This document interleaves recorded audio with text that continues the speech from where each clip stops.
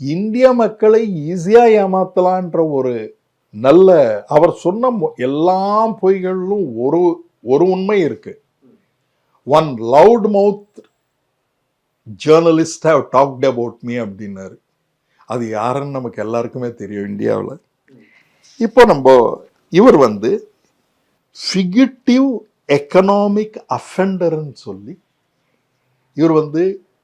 இவரை என்ன டிக்ளேர் பண்ணியிருக்காங்கன்னா ஃபிகிட்டிவ் எக்கனாமிக் அஃபெண்டர்ன்னு சொல்லி டிக்ளேர் பண்ணியிருக்காங்க இந்த 2008 ஆக்ட் படி, FEO ஆக்ட்னு சொல்லி. அதில் முதல் நேம் இவர் தான். ஃபிகிட்டிவ்னா இங்கே கிரைம்ஸ் பண்ணிட்டு வெளியூருக்கு போகிறவங்கள ஃபிகிட்டிவ் எக்கனாமிக் அஃபெண்டர், அவருடைய என்டையர் சொத்துக்களை பறிமுதல் செய்யலாம் அப்படின்னு சொன்னாங்க. அவருடைய சொத்துக்கள் எல்லாம் பறிமுதல் செஞ்சாங்களா இப்போ கவர்மெண்ட்டு? பண்ணலையே. உங்களை டிக்ளேரும் பண்ணி உங்களை விட்டுட்டாங்க பாருங்க.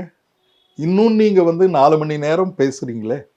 அப்போ எந்த அளவுக்கு இந்த இந்தியன் மக்களும் இந்தியன் பீப்புள் சிஸ்டமும் உங்களுக்கு ஃப்ரீ ஃப்ளோவாக இருக்குன்னு பாருங்க. அதே போல இவர் ஒரு டிஃபால்டர். அவர்கிட்ட பணமே வச்சுக்கிட்டு நான் கொடுக்கறது இல்லை அப்படின்னு சொல்றாங்க. இந்த டிஃபால்டர், டெலிபரேட் டிஃபால்டர் இவர்.